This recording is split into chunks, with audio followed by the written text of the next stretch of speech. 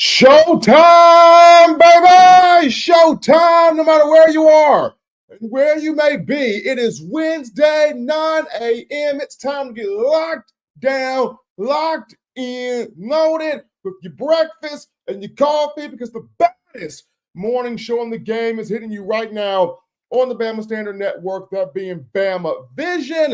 With yours truly, Stephen M. Smith. Happy to have each and every last one of you in here. We got a rocking show. We got an outstanding show.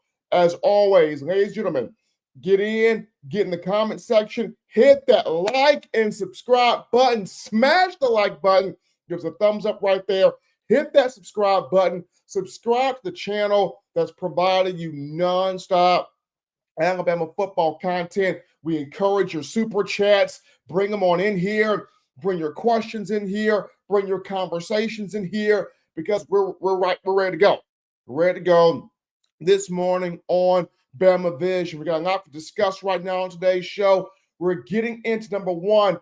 How is Kalen DeBoer building Alabama back into a recruiting monster? What's been the secret sauce behind the Crimson Tide being on fire, on a tear lately on the recruiting trail for the 2026 class?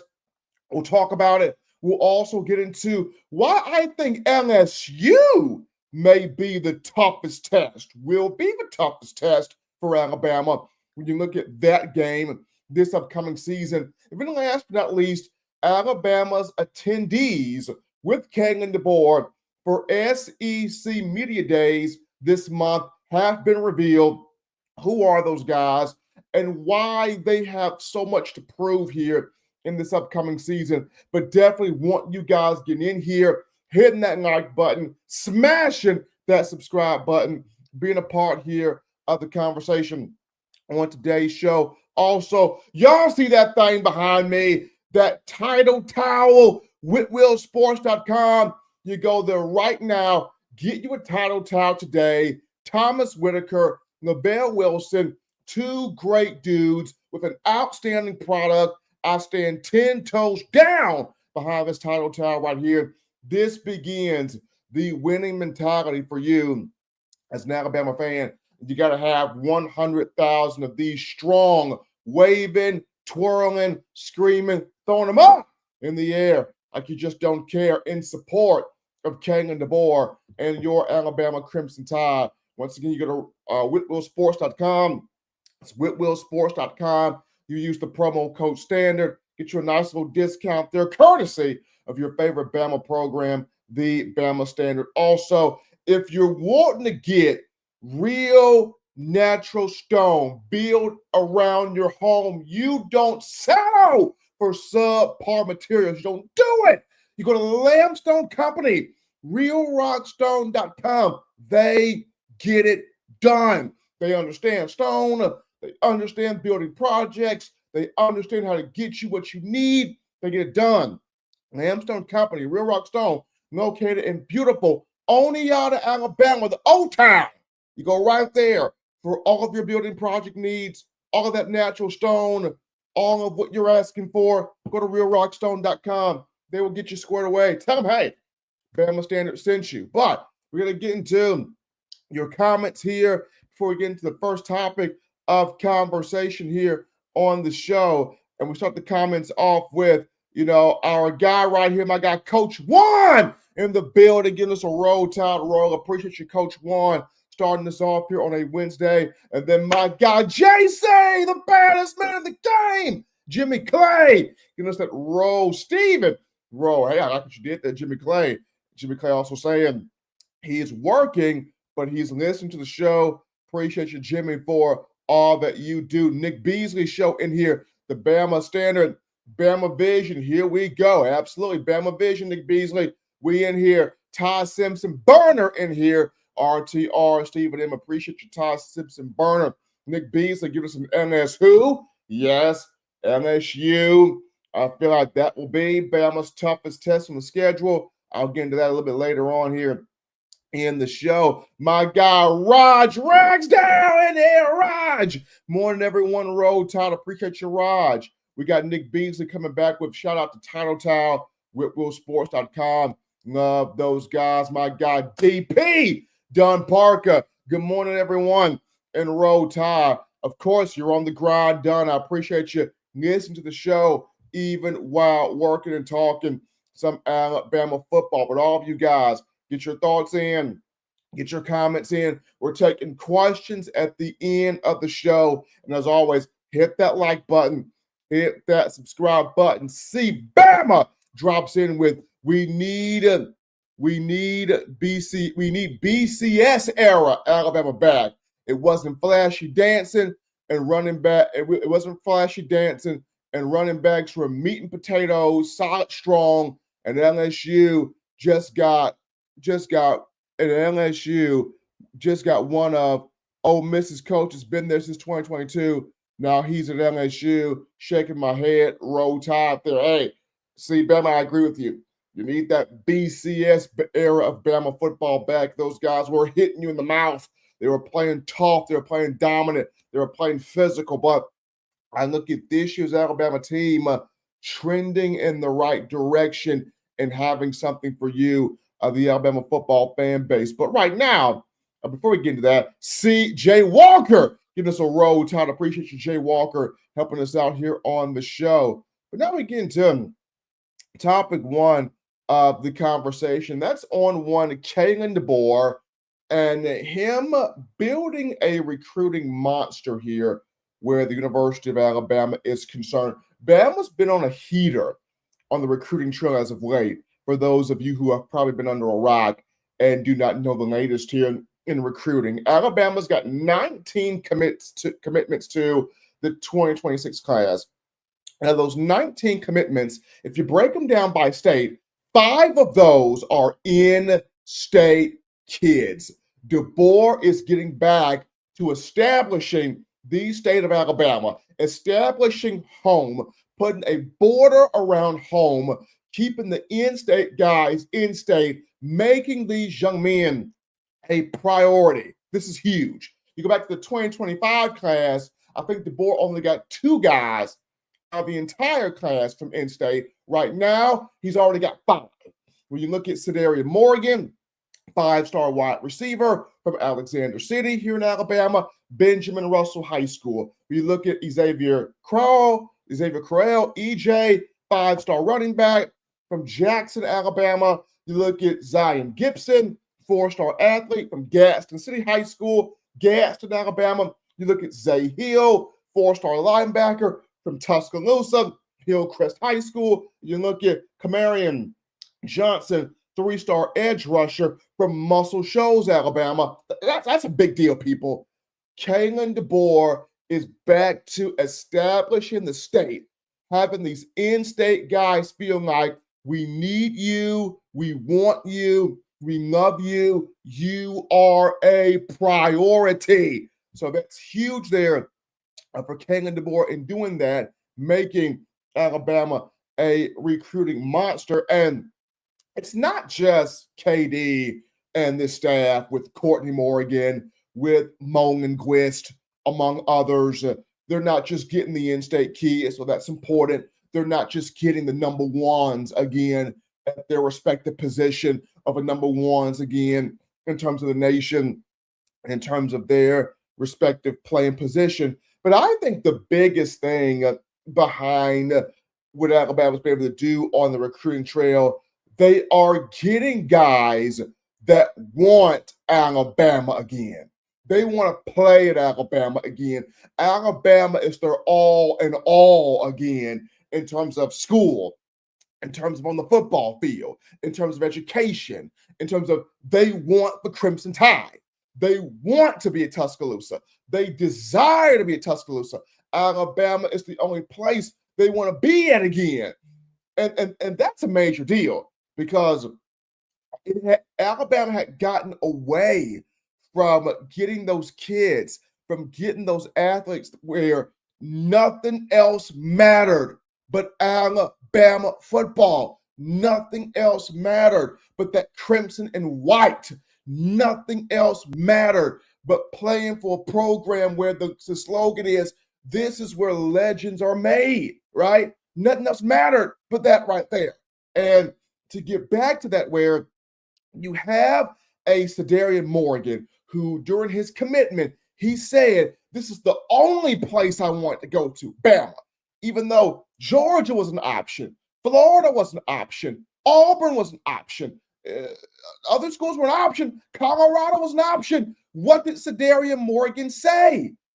This school, Bama, this was the only school I wanted from the get-go. This is the only school I wanted since I was young. This is the only school I wanted to play for, right? The coaching staff showed me love.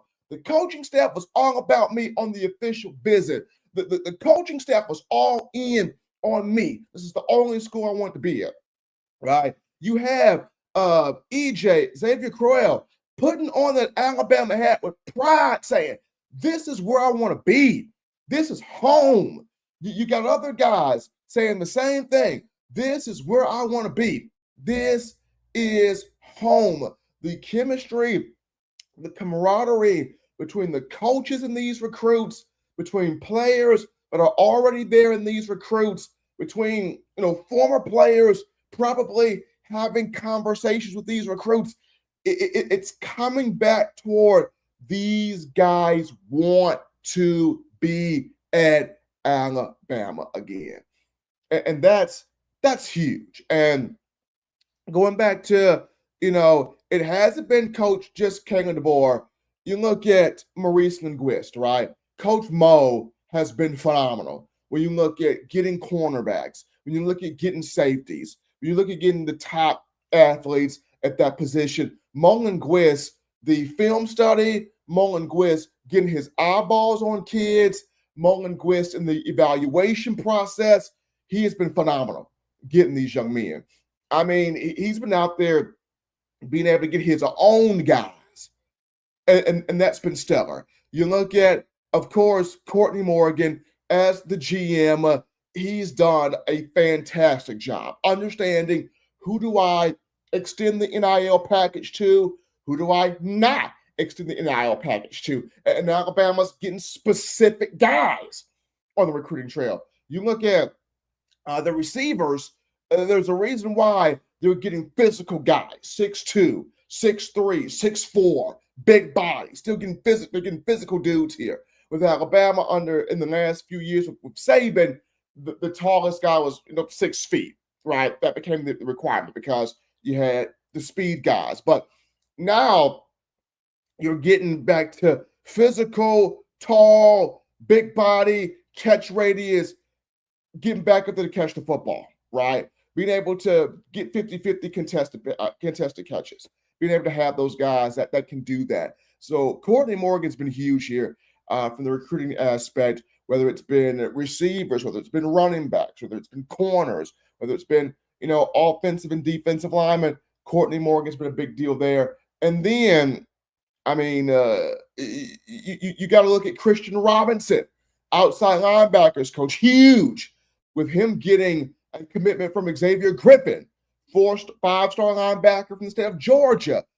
That was Christian Robinson and the job that he's done on the recruiting trail. So this 2026 class has been on a heater as of late. Once again, 19 verbal commitments to this point, 5 of those from the state of Alabama. And one of the biggest reasons why Kalen DeBoer has established in-state kids as a priority again. That's huge. Making those guys understand we're coming after you, we're getting you, we are valuing you, right? But then at the same time, having those players that want Alabama, having those players where Alabama football means something to them, having those players where this is the only school they want to be at. And then when you talk to Sadarian Morgan, he mentioned, what you're getting out of me, straight dog. I'm coming in here to work. I'm coming in here, taking what's mine, but by any means necessary. And you need those kids. I remember a conversation I had a while back with Mike McCoy, former Alabama wide receiver, 2009 BCS national champion. He is now runs maximum performance training, one of the best institutions, gyms in terms of the state in Alabama. He does it out of Birmingham. And McCoy told me, bro, you always need 2 or 3 church boys, but you need some gangsters. You need some guys that are going to be policing the team. Like you need those rough riders in there. You need those dogs that's going to get it by any means necessary. And Scenario Morgan's one of those guys. Xavier Crow's one of those guys. You still have a chance to get Tank Jones, Anthony Tank Jones on the way. You still got some guys. You got Jaira Edwards, I think Jaira Edwards has recently committed. You've got you got dudes now. You've got dudes. So and you got to have those dudes. You got to have those guys that police the team to keep everybody in line. You got to have guys who are hungry to win championships, hungry to get it out the mud, hungry to get the job done. And I feel like DeBoer understands that now. I feel like he and his coaching staff, they get that now, and that they've been able to get those guys on the recruiting trail. So being able to return this program to having guys that want Alabama again, being able to return to having these programs get guys where they say Alabama is the only school I wanted from the get-go is a special, special thing. So I'm looking forward to seeing DeBoer continuing to be hot here on the recruiting trail from this summer to fall camp to the regular season. Of course, he's going to look to get a lot of these guys on campus, get them to have the feeling of being in the stadium, being around the fans, being around the crowd, being around current players on campus. And then once they sign on the dotted line, that's going to be some excitement there as well. But that's just my biggest reason as to why DeBoer is building that recruiting monster. He's establishing the state again in terms of the in-state recruiting, and then he's getting guys that understand the value of Alabama football and that want this program and desire to be a part here of this program. But we get back to some of your comments here on the show, and let's pull these guys up here. We got Ty Simpson Burner writing in. The tide is rolling. Alabama rolling here on the recruiting trail. Michael McCord writes in, I know LSU's defense hasn't been what it used to be lately, but do you think they will be better tool to slow down Bama's offense since X Factor Milroe won't be there to run all over them? That's a good question, Michael. I'm going to answer that one toward the end, though. I'm going to answer that toward the end of the show because we're going to be getting into the next topic, which is why LSU is the toughest test, in my opinion, for next season, for this upcoming season. Ty Simpson Burner account. Steve, will you ever do another call-in show? That's still in the works of Ty Simpson Burner. That's still in the works of the call-in show. Going to be working with Justin Riley, the tribal chief of this network, Bama Standard Network, to see how we will go about doing it. But another call-in show that is in motion for the future here. We're just trying to work in to see the logistics of that and getting that worked out there. Don Parker writes in, my 3 concerns for recruiting. It doesn't matter until paperwork is signed. That's number 1. You got to have that paperwork signed, Don. I agree with you. You got to have that paperwork signed. He also writes in, my concern for Bama recruiting, it doesn't matter if the paperwork is signed. Is Alabama, are we able to develop these guys to be the best they can be? Is DeBoer building teams that dominate the line of scrimmage? Those are the main things. You got to have that paperwork signed. You know, commitment's good, but it's not a done deal until you arrive at Alabama as the guy. So that's number 1, absolutely. Is Alabama able to develop these guys to being the best they can be? That's the true concern there. And then is DeBoer building teams that can dominate both lines of scrimmage, offensively and defensively? All 3 of those concerns, Don, I share with you. Tevin Watson writes in, we still have more players to sign. Bama still has more players to try to get committed, more players to sign. So you are correct about that, Tevin Watson. And hopefully, the Tide can continue this hot streak that it's on that's on in this recruiting trail for this 2026 class. Stephen Williams, give us that RTR, that roll, tide roll. Appreciate you, Stephen. Tevin Watson back with Anthony Jones. Tank Jones on his way. Big Tank, come on in, Big Tank. Come on in here. I'm ready for his commitment. I think his may be next. Ty Simpson Burner, some guys who are hungry. That's what you need.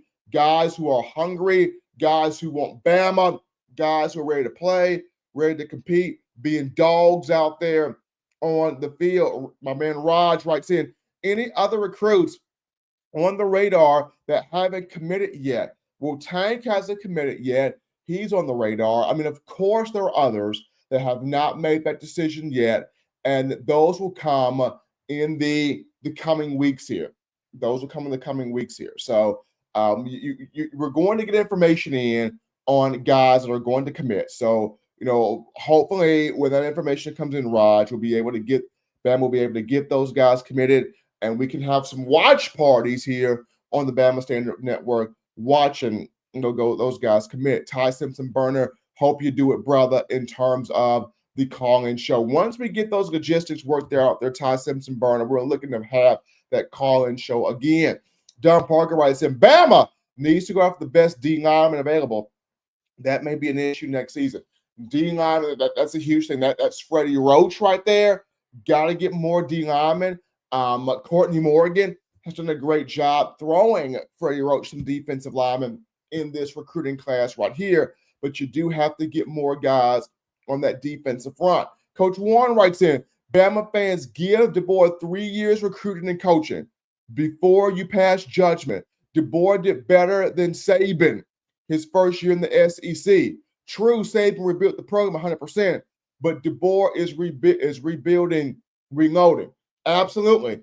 DeBoer is recruiting well. I agree with Coach Warren. He is recruiting. Offensively, these last two classes, DeBoer is putting together offensively insane talent, y'all. Insane talent. These last two classes offensively. And even defensively, he's stacking some things up with these two classes right here. So that seat on the field, true. But recruiting, DeBoer, Courtney Morgan, Molen Gwist, the staff, they're building. They're putting this thing together. Let's see here. Coach One also writes in, 23 players transferred. Saban's first 3 years in 2007. I know he was 7-6 first year, second year 12-0, which was 08, 09, 14-0, perfect season, national championship. DeBoer's first season was 9-4. True. I mean, and as Coach One is giving out the resume numbers here for Coach Saban when he started building the program back to being a national champion at Alabama. Didn't get that first national title to 09, had to build toward that. DeBoer's first year, 9-4. I will say this. DeBoer is building the program recruiting-wise. The last two classes here, offensively, big talent. Defensively, he's stacking some things together. Just cannot wait to see it get done here, Coach Warren, on this field in the upcoming season. But I like the point that you're making. Raj writes in, good point there, Coach, when you talk about what Coach Warren has said there. DP writes back at Don Parker, the realist. Did better than Saban? DeBoer had a treasure trove of talent and still lost to Vandy. Yes, DeBoer lost to Vandy. I understand that. But Saban's first season, DP, he lost to Louisiana Monroe. I mean, he did. Saban's first season, he lost to Louisiana Monroe. I mean, period. So you have those losses. You do not like to have them, but DeBoer had them, right? DeBoer's first season was better than Saban's first season. Saban's first season was 7-6. DeBoer's first season was 9-4. I get it. We don't like to lose. Bama doesn't like to lose.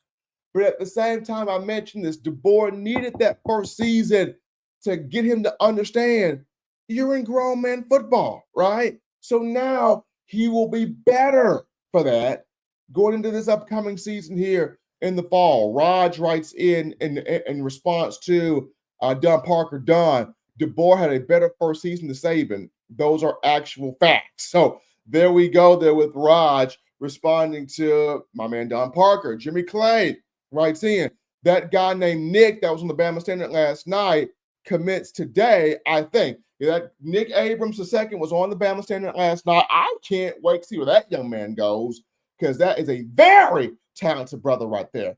My God, Todd Simpson-Burner made the Tide roll forever. So there is Todd Simpson-Burner account there. Don Parker. But losing to Vandy, really? Saban didn't have the treasure trove. Saban had talent left to him by Mike Shula. It may not have been five-star. Saban had Eric Anders left to him by Mike Shula. Eric Anders, who made the big sack, strip sack, had the boom on Garrett Gilbert, Texas backup quarterback, caused the fumble, recovered by Bama to win the first national championship. Nick Saban had Eric Anders given to him by Mike Shula. Saban had Javier Arenas given to him by Mike Shula. Saban had Chris Rogers given to him by Mike Shula. Saban had about 13 guys that he inherited from Mike Shula that were all talented. That's treasure. Saban had treasures that were given to him by Mike Shula. And all of those guys could have left. But they said, no, we're willing to buy into Coach Saban. And some of the biggest plays that were made, that 09 season, Shula guys played a role in that. Yes, losing to Vandy DP was awful. I get it. It was terrible losing to Vandy. It was terrible losing to Tennessee. Terrible losing to Oklahoma. Terrible losing to Michigan. I get it. But you can't expect in a year of transition everything to go perfect, everything to go smooth. DeBoer gets in here. And you are having to take over for one of one, and guys leaving, hopping into the transfer portal, and you had to convince several guys to stay. So much happened at that time. So much happened. And I understand Saban didn't have the same level of talent that DeBoer, but Saban still had talent. He still had talent. You mean to tell me Eric Anders wasn't talented? He made the hit on Garrett Gilbert to win the 09 championship. You mean to tell me Javier Arenas wasn't talented? Arguably the greatest punt returner, special teams guy for Bama? A great corner as well? You mean to tell me Mike McCoy was not talented? You mean to tell me several of these guys that stayed from the Shula era were talented? I get it. They may not have been the greatest of 4 and 5 stars, but those kids were talented. I don't even think Marquise Mays came out of the Shula regime. And that guy was talented. Like, I'm just saying, yes, it was difficult to lose the 4 games that Bama lost last season. But it was needed to get DeBoer and this coaching staff that he brought in with him to understand you're no longer in the Pac-12. You're in the SEC. It's a whole different ball game. Sometimes you need to get slapped in the face to understand that it has to be better. Okay, so he got that slap in the face. DeBoer got that slap in the face, right? So now he's going to be better for it. He's going to be better for it. Okay, so now I appreciate Don. Don, I appreciate you for what you bring to the table in terms of the conversation here. My man Bob Rutherford writes in, RTR, how's it going, Steve? It's going great. It is going great here on a Wednesday. You got to love these conversations, man. You got to love these conversations because it's you as Alabama fans being passionate with me and giving your thoughts and giving your take here. Giving your thoughts, giving your take here. Let's see here. Lawrence writes in, Lawrence Patton, just wondering why we're stuck on banding. That was when everyone didn't buy in. Stuff happens. You just have to wait and see. You just have to wait and see after everyone is bought in. Lawrence, I agree. That was a time where it was still, you had the split. You had folks were wondering, you should have never hired DeBoer, Saban. And then you had half the team who were willing to rock with DeBoer. That was a time where everybody wasn't all the way bought in. You still had a whole bunch of nuance that you were trying to learn. And then the offense that Vandy was running, which was a form of the triple option offense with Diego Pavia, a hard offense at times to prepare for. I mean, because you're not used to seeing that every single day. So that's a hard offense to prepare for. I mean, I even remember when, Saban was playing teams like Georgia State and Georgia Southern, and they had that triple option offense with that 2011 team that had several defensive players that became first-round draft picks. Georgia Southern was running all over that team. They had NFL players on there. And Saban made the tin horn statement because you don't see that type of offense every day, right? But I go back to this right here. This upcoming season, Alabama will be better. This upcoming season, Alabama football will be better. I mean, you don't lose to Vandy. It's the passion, it's the pride behind that. But this upcoming season will be better for Alabama football. Dexter writes in facts there. So appreciate you, Dexter, being a part of the show. Nicholas writes in, some people might say he can't do what Nick Saban did, and they are saying that DeBoer is not any good to bring Alabama to win a championship. Nicholas, we're going to see this season. Year two of DeBoer. So let me ask y'all this question. Since everybody's in here and you guys have your thoughts here, let me ask you this question. Realistically, before we get into topic number two, and Don, I want you in here. I want you first in here, Don. Here's the question. Realistically, what is your expectation for Kalen DeBoer year two this season? Realistically, what is the expectation? What is your expectation for Kalen DeBoer as an Alabama fan? Drop that in the chat right now. Realistically, in year two, what is your expectation for Kalen DeBoer as an Alabama fan? Don Parker writes in, because we don't lose to Vandy. Hey, Don Parker also, they were in victory formation at the end of the game. Let's keep it 100% going back to Vandy and that matchup from last year. I mean, DP is not letting that Vandy game go away. Like, he is not letting that go away. Hospitality Way writes in, I think the comparison Saban to DeBoer year one isn't a fair comparison. Appreciate your hospitality for your thought right there. Michael writes in, DeBoer is adjusting to the talent level in the Southeast and the importance of bringing homegrown talent. Absolutely. Appreciate that thought there from Michael. Ty Simpson burner account, at least 9-3. Is that the expectation, Ty Simpson burner? 9-3. Is that your expectation for Alabama, 9-3? Nicholas Johnson writes in his expectation, college football playoff berth in a 10-win season. All right. We got Don Parker. I'm not saying DeBoer has to be Saban, but let's keep it real. The team did not play to the standard of Alabama football. That's the exception. The team did not play to the standard of Alabama football, Don. I would agree with that. In terms of the standard is you're competing for national championships, at least competing against the college football playoff, at least competing for SEC championships. So, Don, I would agree with that statement. Nicholas writes in his expectation, 12-0, undefeated. 12-0 in the SEC championship. and a national championship. That's Nicholas's expectation. Ty Simpson burner account says 9-3 is the worst for him. 9-3 is the worst for him in terms of season. Hospitality way, I think 9-3 and the playoff.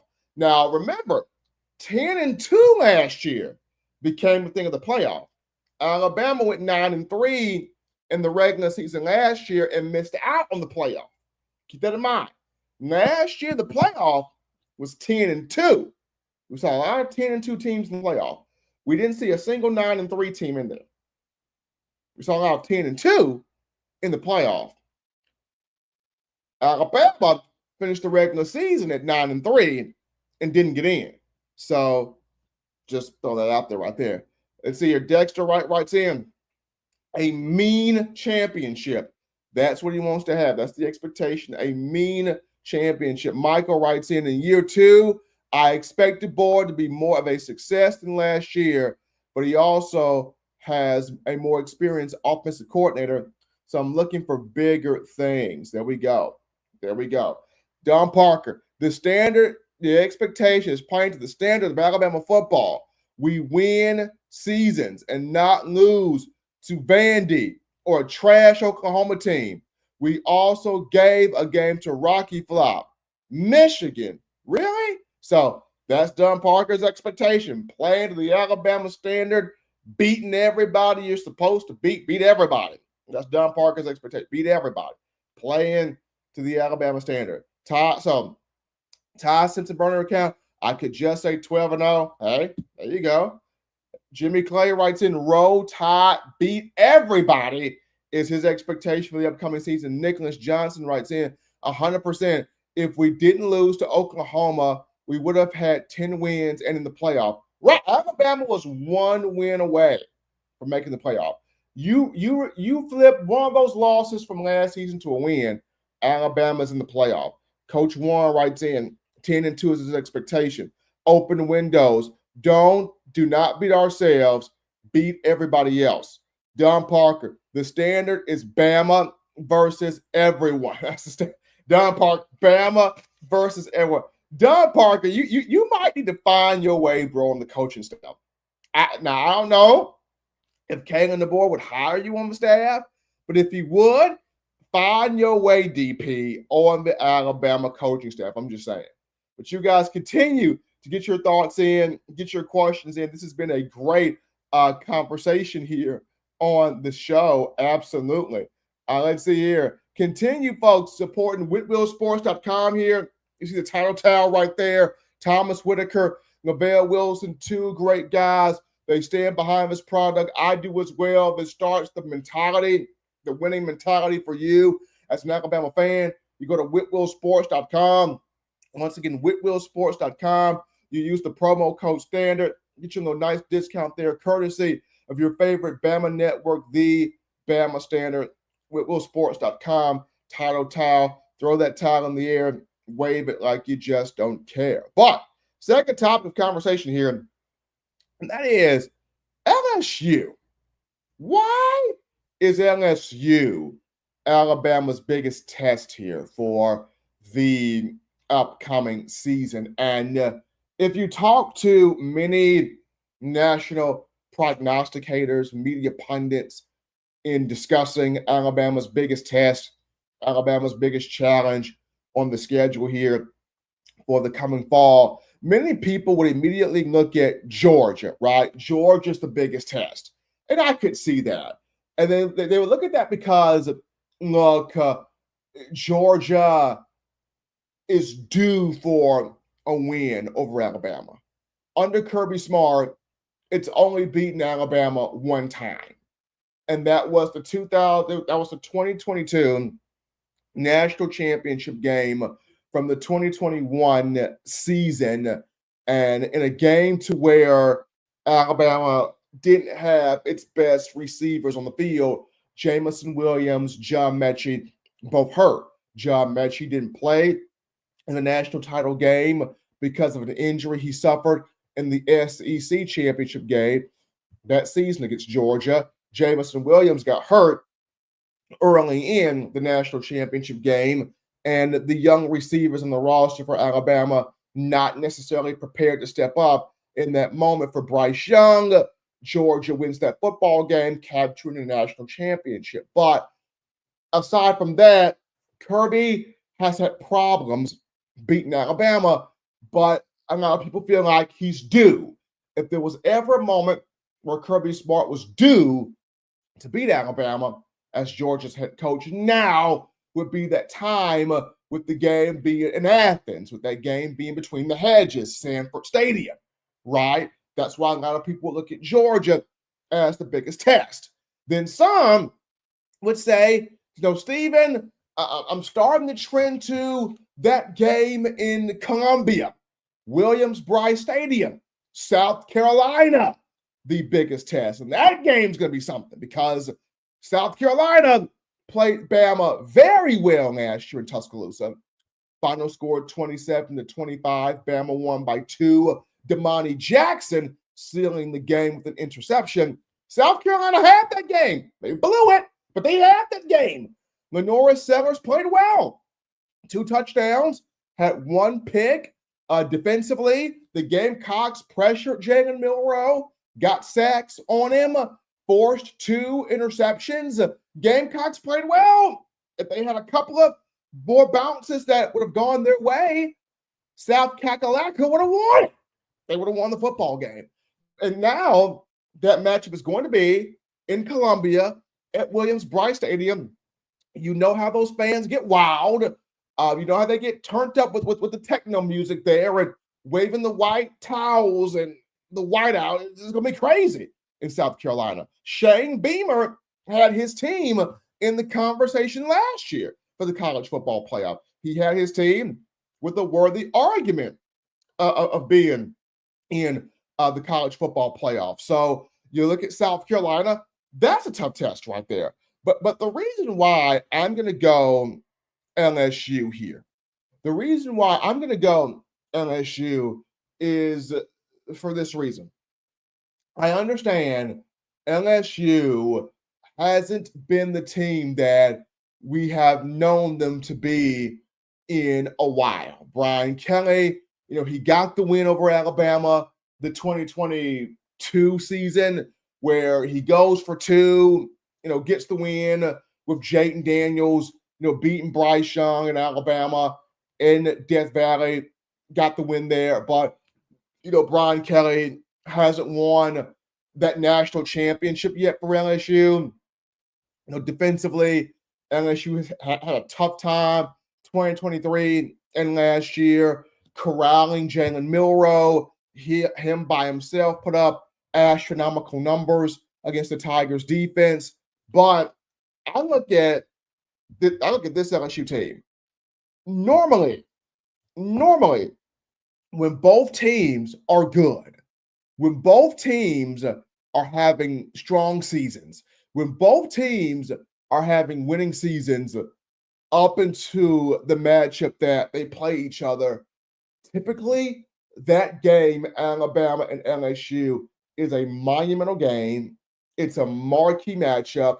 You have so much implications on the line, whether it's for a conference championship, whether it's college football playoff implications, whether it's Heisman Trophy implications, whether it's national championship implications. When both teams are good, a lot's on the line.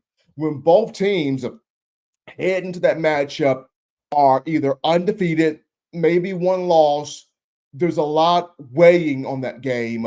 There's a lot riding on that game. And with that game now going to be in Tuscaloosa this season, if both teams enter in this matchup undefeated, Saban Field, Bryant Denny, remember Saban inducted into the Alabama Sports Hall of Fame. He's already in that. Recently inducted into the Louisiana Sports Hall of Fame. There's a good chance both teams undefeated. We could see College Game Day in Tuscaloosa for this matchup.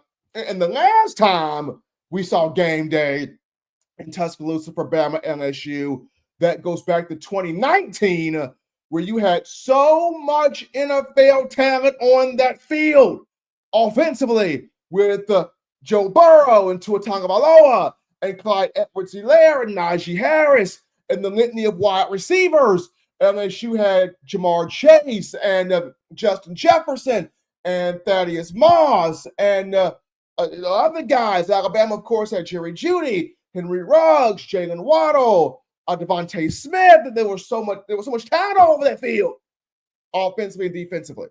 And if Tua wasn't hurt in that game, who knows what would have happened? I would have won that game.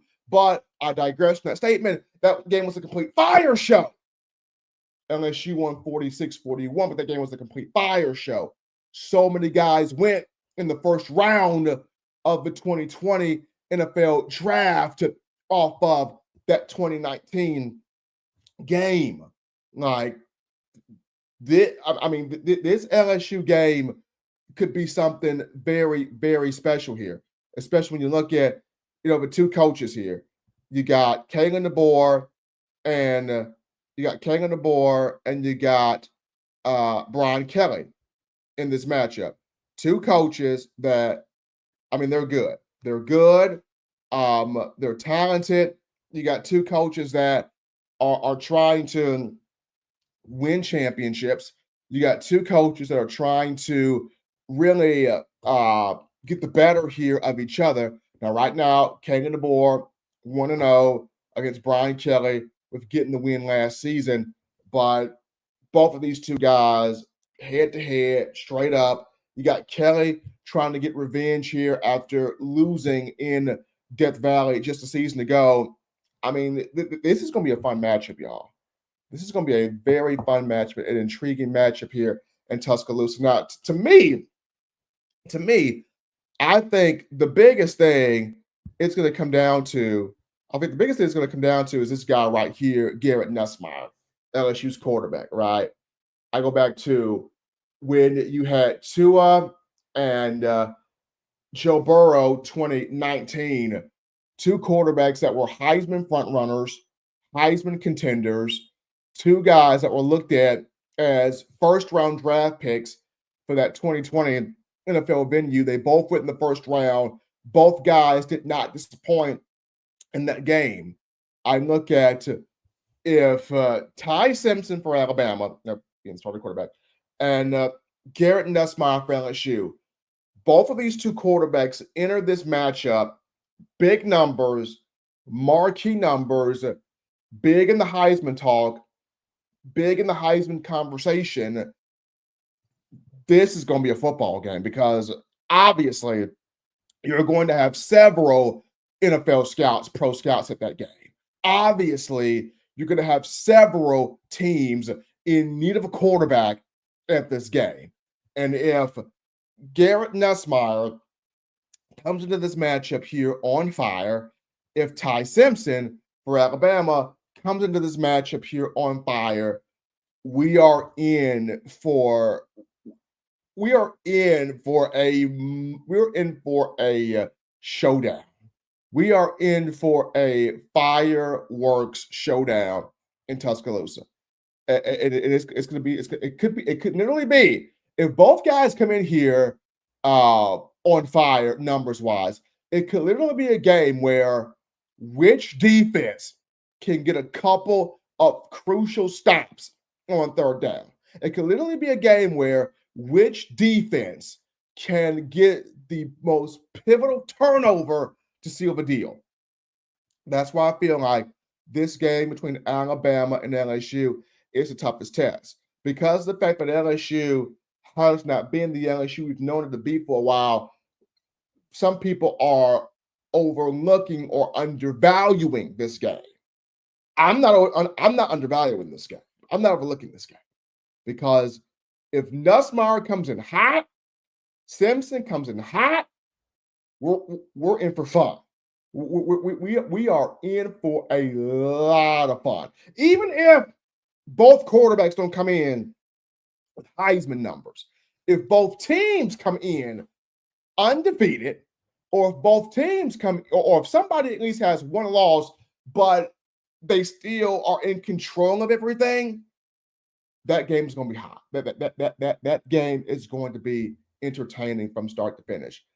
I think LSU is going to be may very well be the biggest test there for Alabama on the schedule. But Tide Nation, I mean, what do you think here? Who would you say is the biggest test here on Alabama's schedule when you look at this upcoming season? But before I get to the final topic of conversation, got to go into some comments here from everybody. Let's see here. We got Don Parker is in here. DP, everyone should get that smoke no matter who they are. This is Ala freaking Bama, not mamby-pamby land. No mercy for any opponent. Let me say it again. Bama versus all y'all. Well, hey, there's Don Parker. Bama versus everybody. Lawrence Patton writes in, I think Bama is the only one to beat themselves. That's the standard row tie. Appreciate you, Lawrence, for your statement. Nicholas Johnson writes in, dang, Steven, you just brought me back. Really wanted Bryce to have that dream season with the national champ, with the Natty and the Heisman combo. Man, it was tough, Nicholas. It was tough. 2022, it was tough. 2021, that was tough. Bryce won the Natty in 21. Bryce torched up Georgia's defense to win the SEC championship. And then J-Mo got hurt and, couldn't get the national championship. So that was tough right there, Nicholas. That was tough. I agree. That was tough. Southern Rand writes in, we need to go play between the hedges and scout those shrubs. Hey, got to play between the hedges. There's Southern Red. Got to go in there between the hedges, take down Kirby and those Georgia Bulldogs. Absolutely. Nicholas writes in, no, we will be fine with LSU. Georgia is more likely Alabama's biggest test, and also the teams we might play in the playoffs, like Ohio State, for example. Good point there, Nicholas. I appreciate your thoughts there. Let's see, Don Parker writes in, let me also add, beat Auburn and LSU and Tennessee too. We shouldn't care who it is. There's Don Parker. Should not care who it is. Michael writes in, LSU will be dangerous because Brian is on the hottest seat. And needs a win really bad. Well, Michael looks at it as LSU is the biggest test because Brian Kelly on the hot seat and needs that win. Okay, well, there that goes. Ty Simpson burner account goes. One thing about Milroe, he owned LSU. Jalen Milroe did own the Tigers. He owned LSU with that running ability there. I would agree. Nick Beasley writes in, Garrett ain't got no one to throw to. Ty's got 3 number ones and a running back by committee backfield. Well, there's Nick Beasley's show, giving his thoughts there. Michael writes in, Brian Kelly is on the hot seat, so LSU could be a dangerous team. Thank you, Michael, for that thought right there. BK, this is Nick Beasley, BK may not be the coach by then. Fingers crossed. We'll see. We shall see. Nicholas Johnson, what Aaron Rodgers is to the Bears is what Jalen Milroe is to LSU. Aaron Rodgers dominated the Bears his entire career as the quarterback at Green Bay during that time. So Jalen Milroe dominated LSU during his time as the Alabama quarterback. Shannonfeld writes in, I don't think LSU gets by Clemson for the first game of the season. And they got a tough one dealing with Clemson and Dabo Swinney, the battle of the real Death Valley. All right. Let's see. Nick Beasley show. LSU was scary for 1 year. They ain't mattered since. LSU should have never let Ed Ogeron go. That's when they lost all the respect of their fans. Look, Ed O was different. Crazy Cajun. You couldn't understand half the stuff he was saying, but he knew football. Ed O knew football. And he had the best 2 coordinators in the game around him, with Joe Brady running the offense and my guy running the defense, who's now the head coach at Baylor, defensive coordinator. Why am I drawing a blank right now? The guy's name is literally on the tip of my tongue. Dave Aranda. There we go. And Dave Aranda running the defense. There we go. Let's see. Don Parker comes back with, we shouldn't care who it is. Hit teams in the mouth. Take care of business.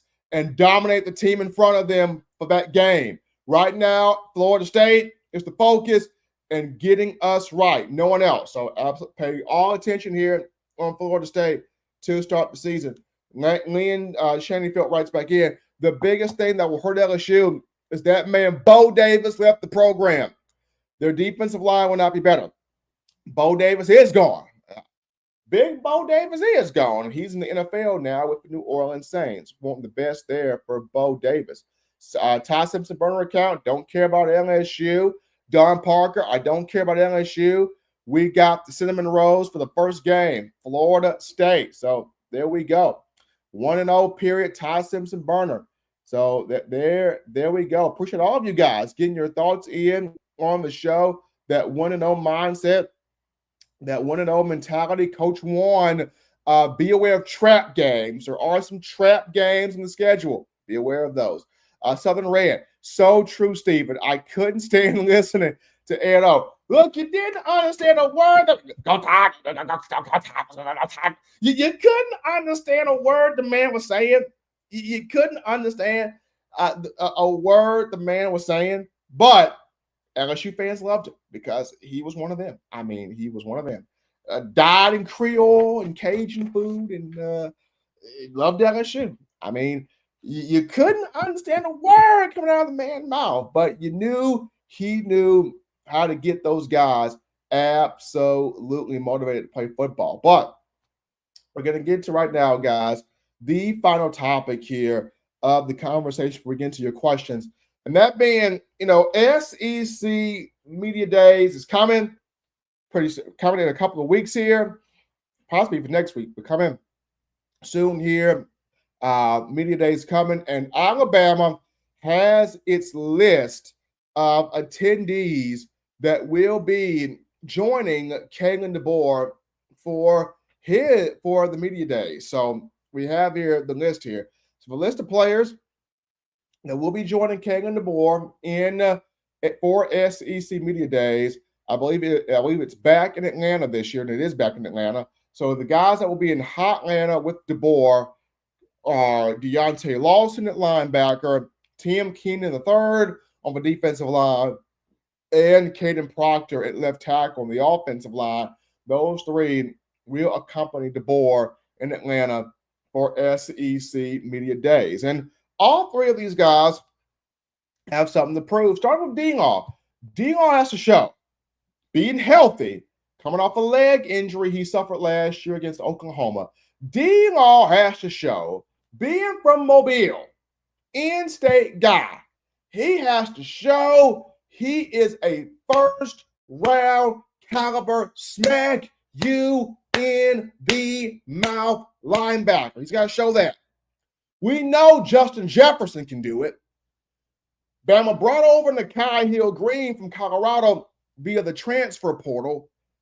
They've got some young guys on the roster that can do it.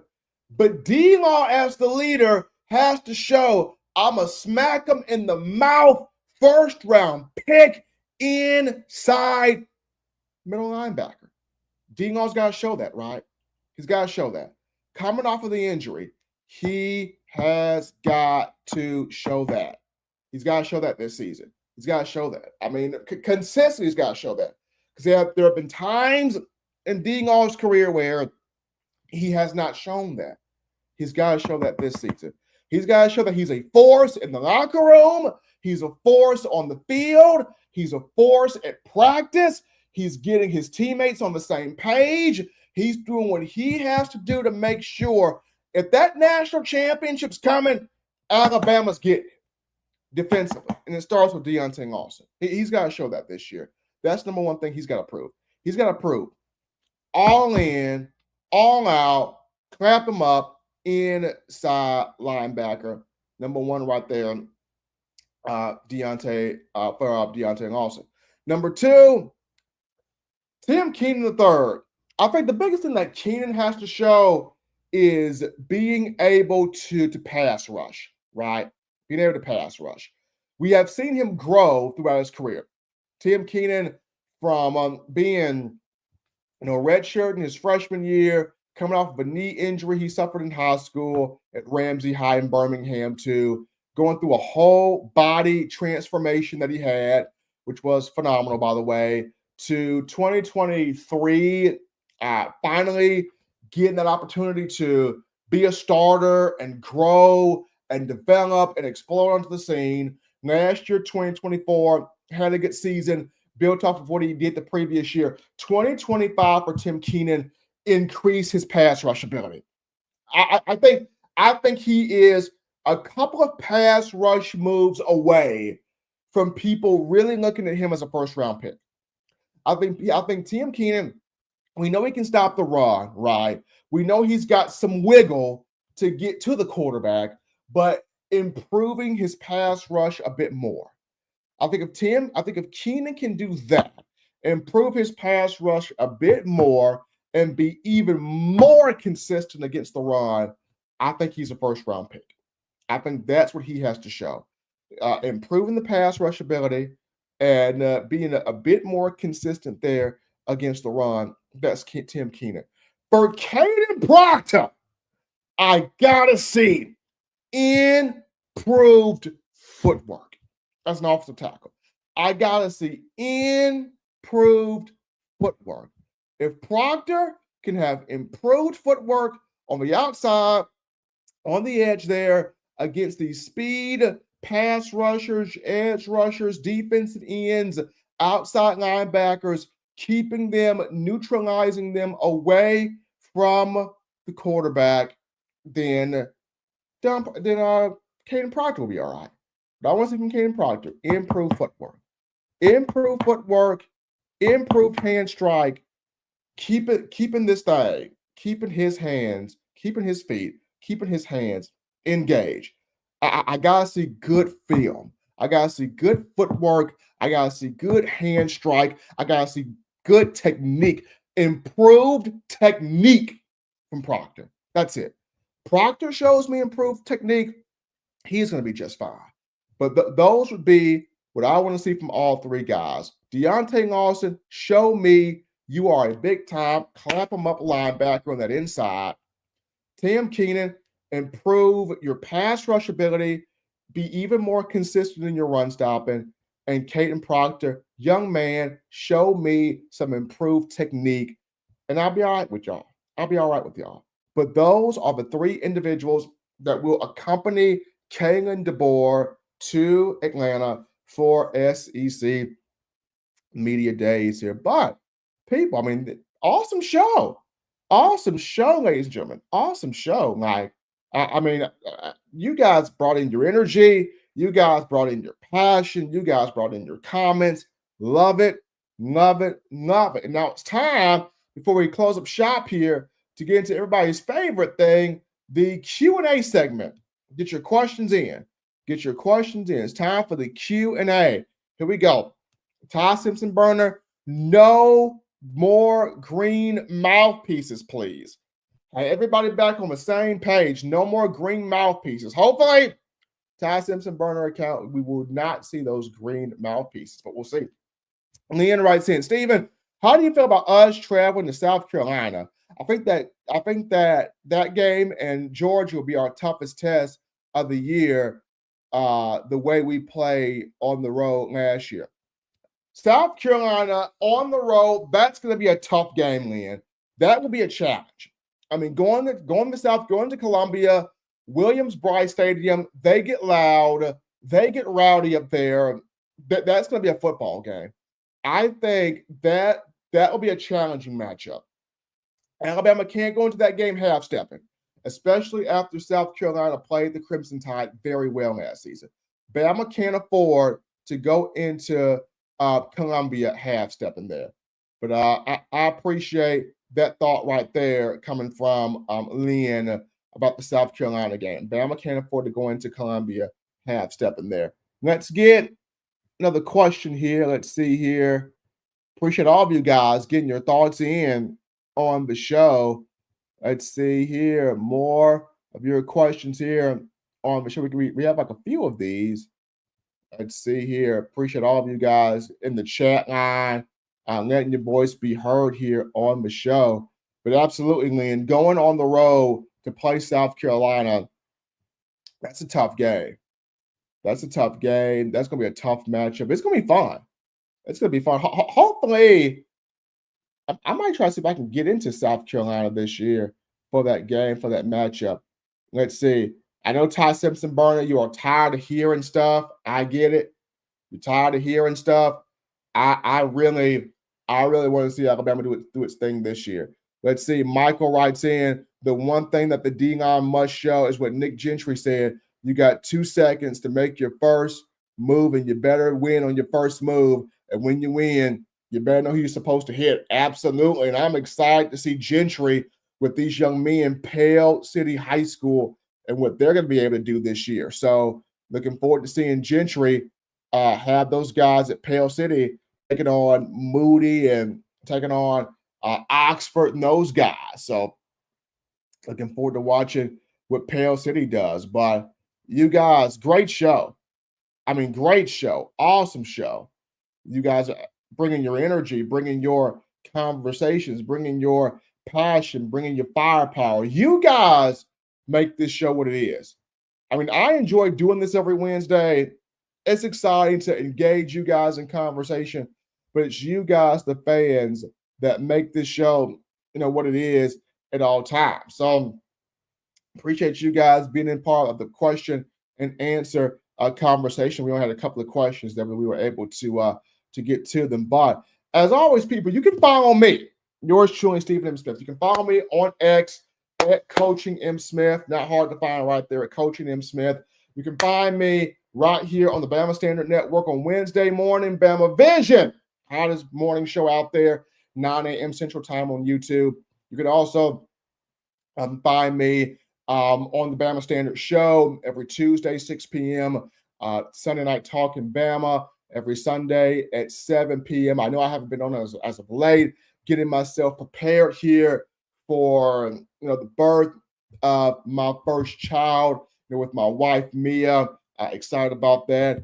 Baby due here November 23rd. So that's what I've been in preparation for that. But looking forward to making my appearances back here on Talking Bama as soon as I possibly can. But you can follow me on X at Coaching M. Smith. You can follow me here on the Bama Standard Network. You can also follow me at BamaStandard.com as I'm writing articles for the site. But we have shows for you that cover all flavors of Alabama football. So if Bama Vision is not your thing, hey, we got the opening kick on Mondays with Daniel Petty and my guy Gerald Smoke Dixon.